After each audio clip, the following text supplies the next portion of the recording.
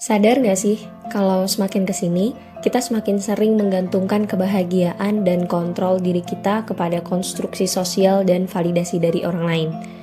Contohnya sesimpel, kamu baru akan merasa cantik kalau orang lain bilang kamu cantik.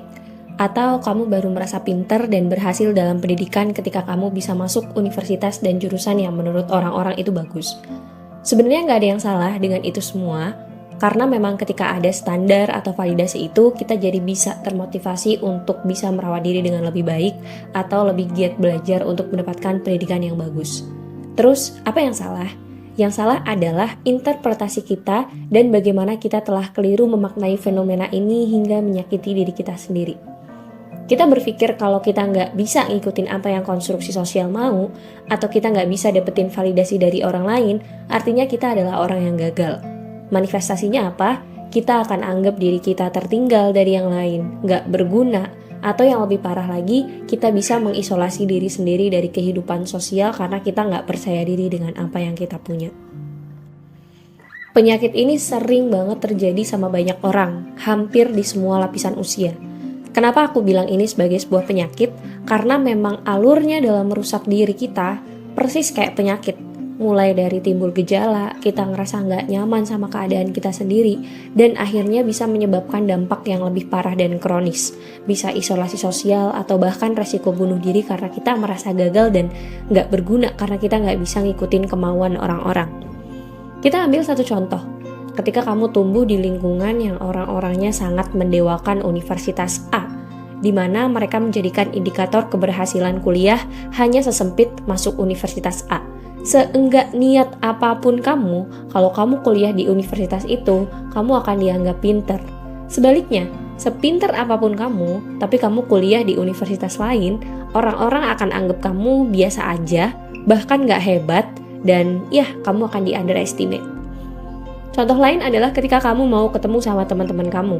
Kamu udah dandan, pakai pakaian terbaik kamu tata rambut kamu, atau pakai hijab model terbaru.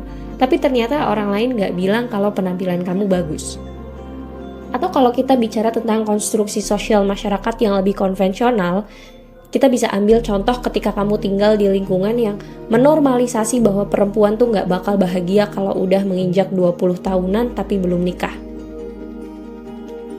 Well, respon paling umum yang aku rasa sering banget kita dengar terkait ini semua adalah ya udah, nggak usah dengerin omongan orang lain, cuek aja, terserah orang lain mau ngomong apa, gitu kan ya.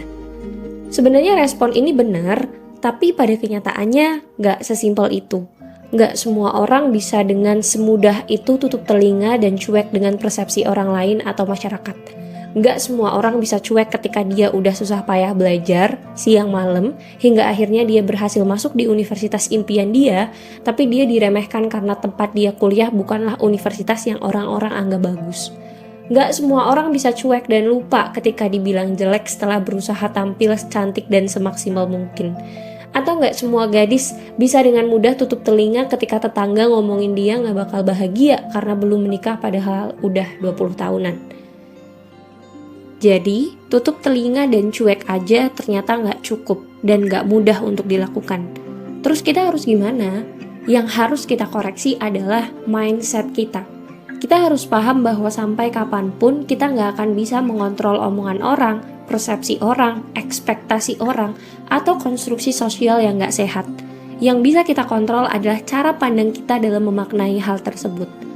Satu-satunya yang bisa menentukan kebahagiaan dan kepuasan kita adalah diri kita sendiri. Kenapa kita harus ngerasa rendah diri ketika universitas tempat kita belajar adalah universitas impian kita dan kita bahagia belajar di sana? Even ketika orang-orang menganggap universitas itu adalah universitas yang tertinggal atau nggak terkenal atau menurut mereka nggak bagus. Tapi kita bahagia kok di sana. Kenapa juga kita harus malu ketika kita sudah merasa baju kita rapi, riasan kita bagus, penampilan kita udah oke?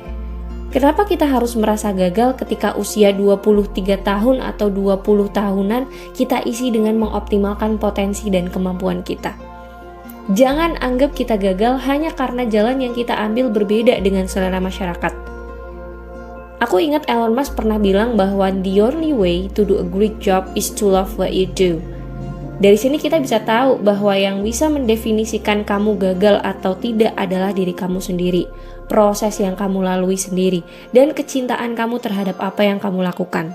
Bahkan ketika kamu gak dapat validasi dari orang lain, yang gak masalah. Jangan pernah dandan, jangan pernah belajar keras atau bekerja keras untuk menyenangkan orang lain. Tapi lakukan itu semua untuk diri kamu sendiri. Ketika dunia ini udah semakin toksik untuk kesehatan mental kita, satu-satunya yang bisa mempertahankan dan menjaga mental kita ya diri kita sendiri. Jadi kamu sama sekali gak perlu malu untuk menjadi diri kamu sendiri. Kamu keren, kamu pinter, kamu cantik, kamu ganteng, dan kamu gak butuh validasi dari orang lain untuk itu semua.